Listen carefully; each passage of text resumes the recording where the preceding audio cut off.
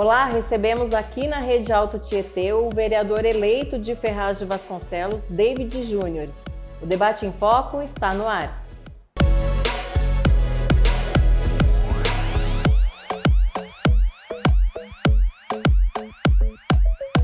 Olá, David, seja muito bem-vindo aqui na Rede Alto Tietê. Você que foi eleito, vereador em Ferraz de Vasconcelos agora, e com 1.457 votos, a que você deve essa vitória?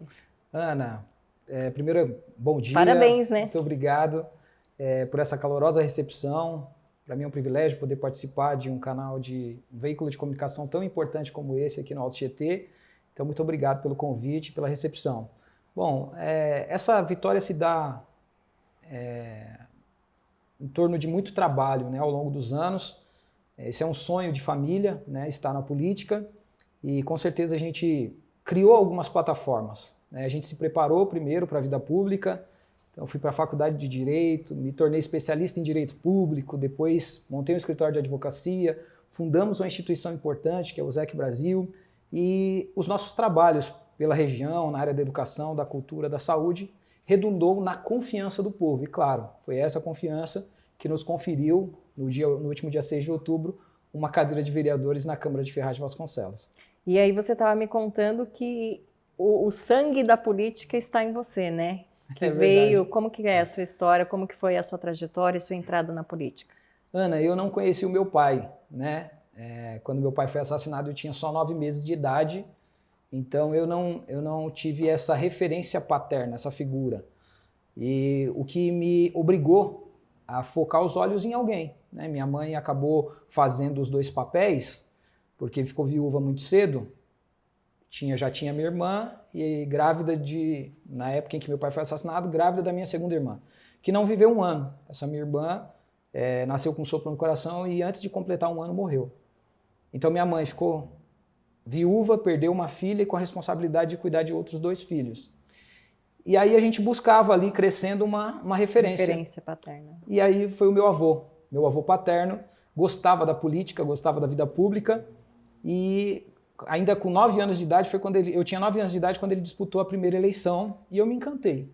Aos 13 eu já consegui participar um pouco mais, era a época que pintava os muros, então eu carregava as latas, pintava os muros ali com ele, e ele não venceu a eleição. Quando eu completei 17 anos, ele foi para a sua 3ª eleição, e aí eu já consegui entender um pouco melhor.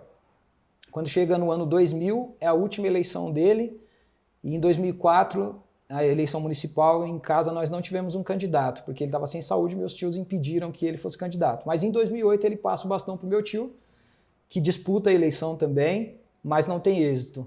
Disputa a eleição em 2012, também não tem êxito, e aí resolve também que não ia continuar na carreira, e ele me confere o bastão em 2016, onde eu entro, disputo a primeira eleição, obtenho 515 votos pelo PR, o atual PL, antigo PR, fiquei ali na fila dos suplentes, e aí então, quando foi em 2020, eu venço as eleições. Vamos falar dessa história então? Você venceu, mas não assumiu, é isso? Exatamente. O que aconteceu? Em 2020 a gente vence as eleições com 1.051 votos.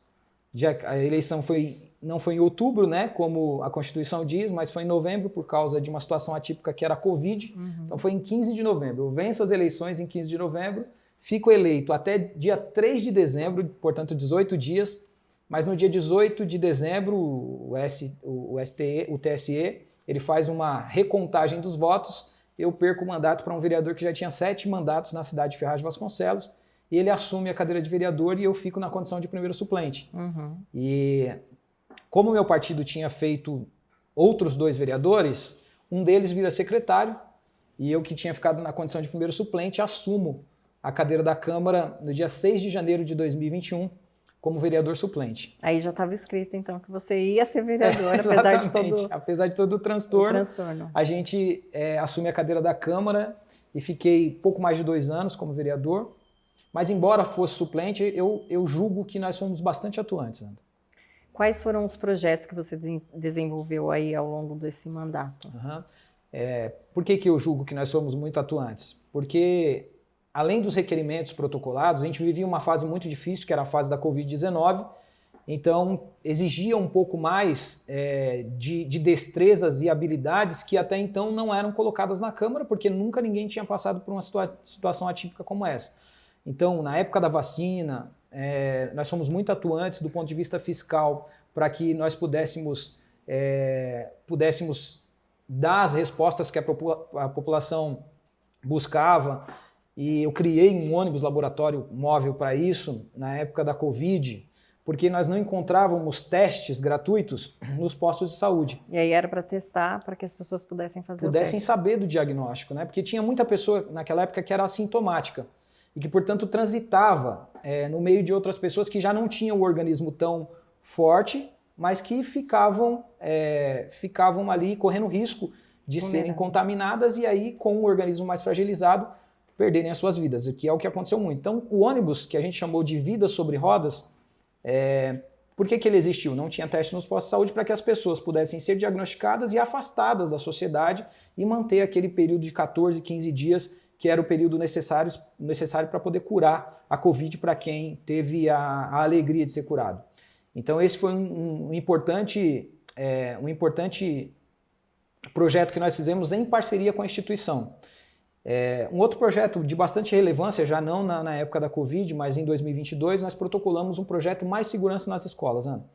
Esse projeto não deu tempo de eu aprovar, né? Eu tive que sair da Câmara antes da aprovação do projeto, mas um projeto que garantia a segurança integral para as escolas municipais da cidade, tanto públicas como privadas, e que também garantia um atendimento psicológico, não só para os professores, mas para os pais e alunos. E além disso, ainda um curso de defesa pessoal, uma parceria da Secretaria de Educação, mais a Secretaria de Segurança Pública, ou seja, não ia ter ônus para o poder público, porque eu me lembro que a professora da Vila Solange, ou Vila Sônia, não me lembro, foi ela que mobilizou o garoto que matou aquela professora na escola pública aqui na capital de São Paulo. Então eu entendi, ela era uma professora de educação física, tinha um pouco mais de habilidade, eu entendi que o curso de segurança de defesa pessoal era importante, até porque 95% do corpo docente das nossas escolas, principalmente pré-escolas, são mulheres, que muitas vezes acabam sendo mais frágeis para qualquer tipo de violência e agressão. Então eu entendi que nós precisávamos treinar esse corpo docente. E esse projeto foi sancionado? Não, Ana. Você vai voltar com ele agora? Vou voltar com ele com toda certeza. Vereador. Eu protocolei na Câmara, foi para a primeira discussão, nós debatemos a primeira discussão, mas quando deveria estar na segunda discussão, eu já não estava mais na Câmara para poder efetivamente fazer a conversa necessária com o Parlamento. E aí, então você volta com esse projeto para que ele seja aprovado agora, né? Aqui na região nós temos uma escola que foi alvo, né, de um grande massacre que foi o Raul Brasil. Uhum. A gente lembra com tristeza, mas eu sempre dou esse exemplo porque o Raul Brasil está a 12 minutos exatamente do último bairro de Ferraz de Vasconcelos, que é o Jardim Pérola. Ou seja, é uma realidade que está muito próxima da gente. Então a gente precisa realmente atuar, entregar para a população segurança, educação, saúde de qualidade e que seja o que eu não consigo admitir, Ana, é que os seus pais levem, eu tenho um filho hoje, no próximo mês ele completa 2 anos, o Davi, e está na escola desde os 5 meses de idade. O que não me cabe é levar uma criança para a escola às 7 horas da manhã e depois voltar ao meio-dia para retirar um corpo atravessado de balas. Isso não entra na minha cabeça. Então eu vou lutar com muito sangue, suor e lágrima para a gente poder aprovar esse projeto na Câmara Municipal de Ferraz. E já que a gente está falando dessa questão de educação e também da segurança, como que está a segurança em Ferraz? Lá tem uma guarda que é armada, né? Eu sei que a segurança é maior parte feita pelo Estado, né? Com a Polícia Militar e Polícia Civil, mas precisa de mais investimento nessa área? Olha, a segurança é um grande gargalo, né, Ana? E que em algumas regiões você tem uma sensação de segurança maior, como nas cidades vizinhas que receberam importantes equipamentos como o BAEP, enfim. Ferraz teve um novo concurso onde convocou os novos guardas civis municipais, mas que ainda está muito aquém daquilo que a gente precisa enquanto sociedade civil para a segurança da nossa população. Então dizer para você que melhorou, mas assim, a passos lentos e ainda precisa de uma melhora muito grande.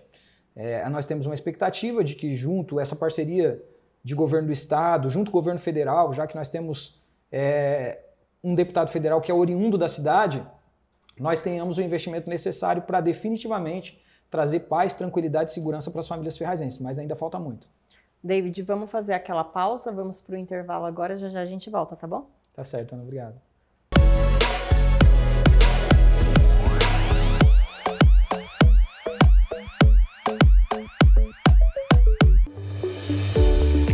Olá, hoje eu estou na Sedeco Diagnósticos Médicos, aqui em Suzano, mas você também pode encontrar uma outra unidade em Mogi das Cruzes. Temos várias novidades para vocês e eu vou contar. Você tem convênio, cartão com desconto, faça contato, pois talvez eles estão com parcerias novas. De repente, poderão atender o seu convênio e mais em breve, exames radiológicos. Aqui você encontra a estrutura ideal para a sua saúde e a saúde da sua família. Ressonância de coração, ultrassom, transvaginal PEP, exames próprios de investigação de endometriose, biópsia da tireoide e mama, densitometria óssea, ultrassom obstétrico e morfológico, ressonância de campo aberto e fechado, ultrassom e muito mais. Viu que você não precisa ir para muito longe para realizar os seus exames? Então, faça contato ou venha nos conhecer. Conheça também todos os nossos endereços e acesse o nosso site www.sedeco.com.br.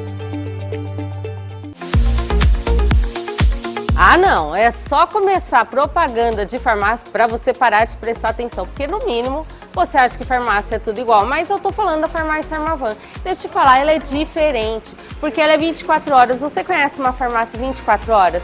Ela tem estacionamento próprio, ela funciona todos os dias. Faz entrega via WhatsApp e o melhor, tem o melhor preço para você. Você tá duvidando, meu amigo? Então presta atenção que eu vou sair de cena e vai entrar as promoções para vocês. Condicionador Eudora Ciage, todos os tipos, por apenas R$ 43,99. Shampoo Eudora Ciage, também todos os tipos, por R$ 40,99. Desodorante aerosol Bozano, todos os tipos, masculino e feminino, para você por R$ 9,99. Desodorante Monange, para você escolher a fragrância que você quiser, por R$ 9,99. Fralda Pompom Dermaprotec Jumbo, todos os tamanhos, só R$ 21,99. E a pomada Nistatina mais óxido de zinco tá por R$ 10,99. Precisa de papel higiênico? Tem papel higiênico Deluxe Leve 12, pague 11 por R$ 12,99. Toalha umedecida Baby Van Leve 150, pague 140 por R$ 5,99. E toda vez que eu venho gravar aqui na farmácia Farmavan em Suzano, eu sempre saio com minha cestinha de produtos. Não é verdade, Vitor? É verdade, sim. Muito obrigada, viu? Farmácia Armavan, o melhor preço você encontra aqui de verdade.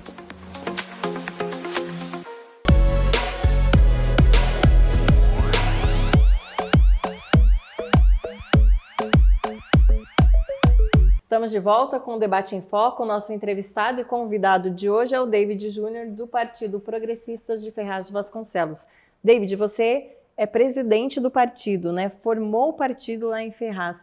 De que forma isso pode contribuir para o desenvolvimento da cidade? Você consegue trazer recursos e investimentos para Ferraz?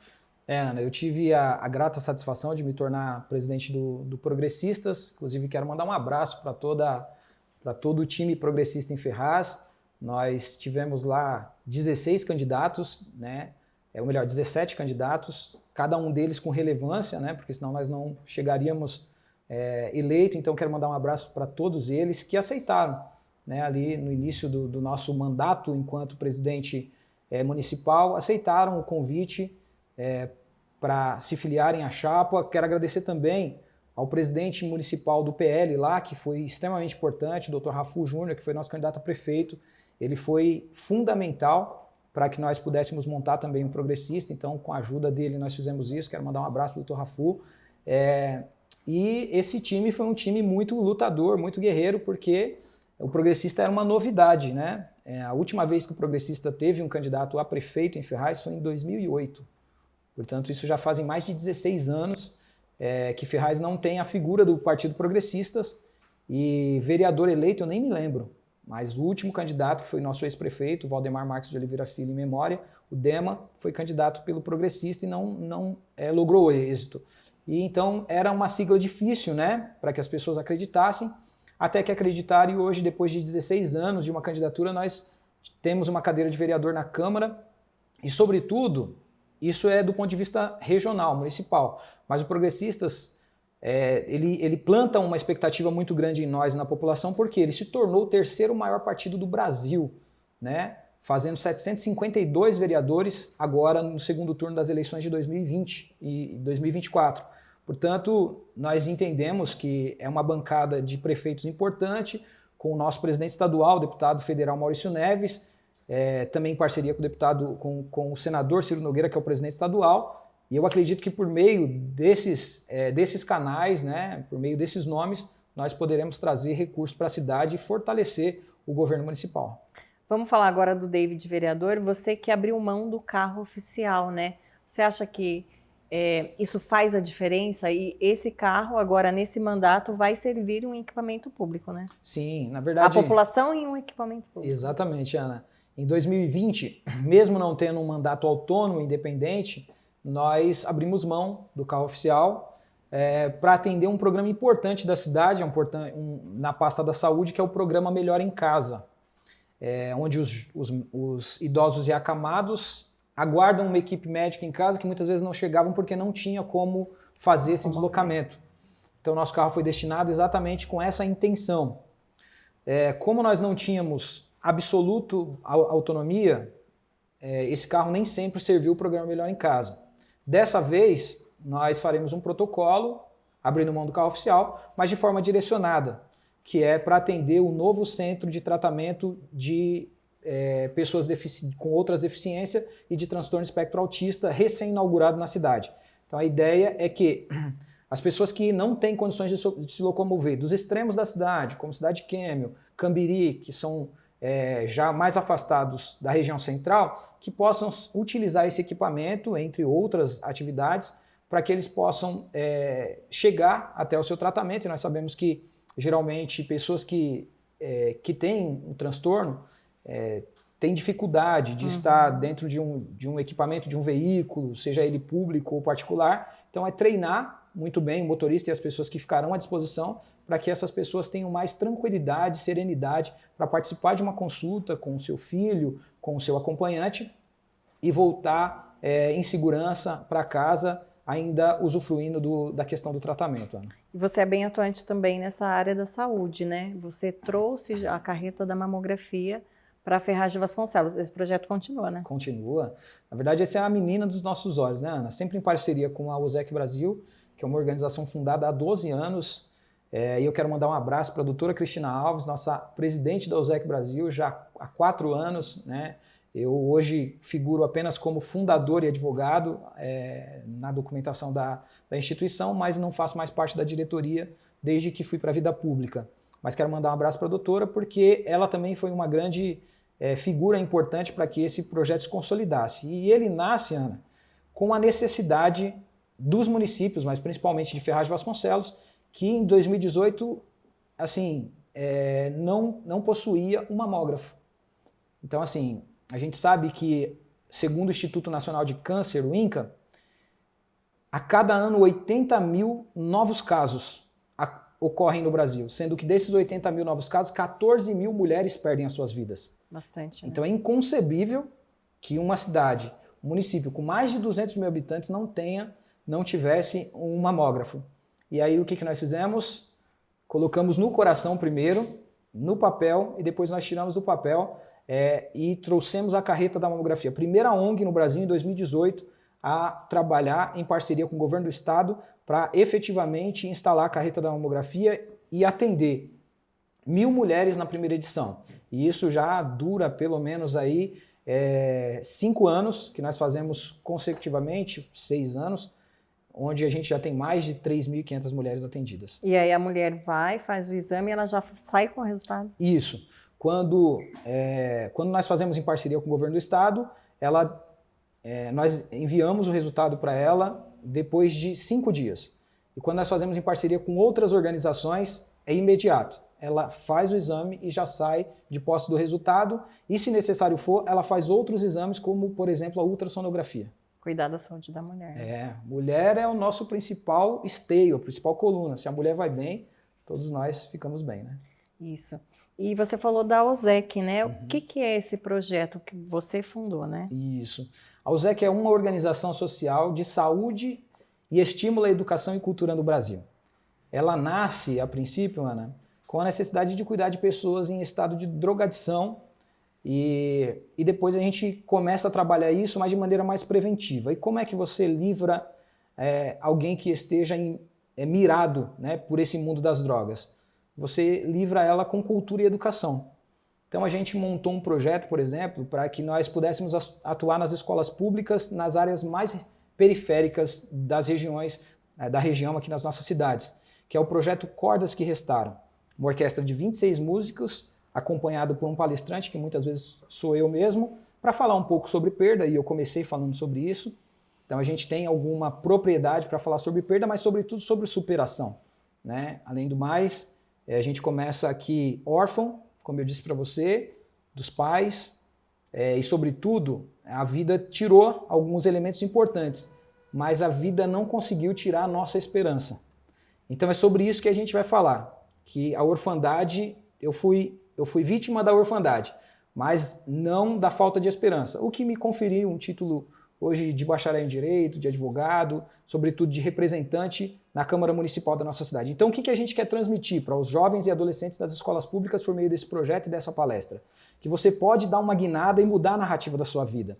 E que não precisa necessariamente o adolescente que está ali olhando o traficante empoderado em cima de uma moto cara, com uma novinha atrás, uma pistola na cinta e com o bolso cheio de dinheiro, ele é uma referência de poder. Que dá para ser um violinista, porque essa orquestra ela entra com instrumentos clássicos, um violoncelo, um violinista. E eu quero mandar um abraço para o nosso maestro também, Michel Lima. Obrigado, maestro, por acreditar e confiar que a mudança e a transformação virá por meio da cultura e da educação dentro das escolas. Cultura e educação. Cultura e educação. Então, a gente começou a trabalhar de maneira preventiva, porque infelizmente, Ana, o mundo das drogas ele está por toda parte, mas está também nas portas das nossas escolas, o que acaba fazendo muitas vítimas e deixando muitos papais e mamães desesperados. Então, qual que é a nossa atribuição? É identificar o problema e atuar de forma preventiva antes que ele chegue. E depois que a gente ministra essa palestra e esse grande espetáculo musical, e aí toca de todos os gêneros de música, desde a música gospel até a música popular brasileira, todos os gêneros para tocar aquele que rock, pop, enfim, jazz. E aí alguém às vezes se identifica, né? Porque tem muita gente que nunca nem viu um violoncelo, né? Então ele chega ali com um violoncelo, um violino, ele pode transmitir o poder da música e resgatar talvez aquela pessoa que estava fadada ao fracasso. David, nosso tempo está acabando. Eu vou pedir para você deixar então uma mensagem para os seus eleitores e para todos os moradores de Ferraz que vão tê-lo lá como representante do povo na Câmara. Ana, primeiro agradecer você, tá? Pelo carinho, pela recepção, obrigada. Toda a Rede Alto Tietê. Mandar um abraço aqui para os diretores que nos recepcionaram muito bem. E para você, ferrazense, eu quero agradecer aos 1.457 pessoas que foram às urnas no último dia 6 de outubro e sacramentaram uma grande vitória nos conferindo na cadeira da Câmara. E para as mais de 200 mil pessoas da população ferrazense, eu quero garantir que vou retribuir isso com muito trabalho e com muitos projetos e muitas propostas. Agradecer à população ferrazense e dizer que a partir de 1º de janeiro nós teremos um gabinete de portas abertas e muito atuante para receber as demandas da população ferrazense. Obrigado, gente. David, muito obrigada pela sua participação aqui conosco. Sucesso para você aí na sua trajetória. Obrigado, Ana. O Debate em Foco fica por aqui. Até mais.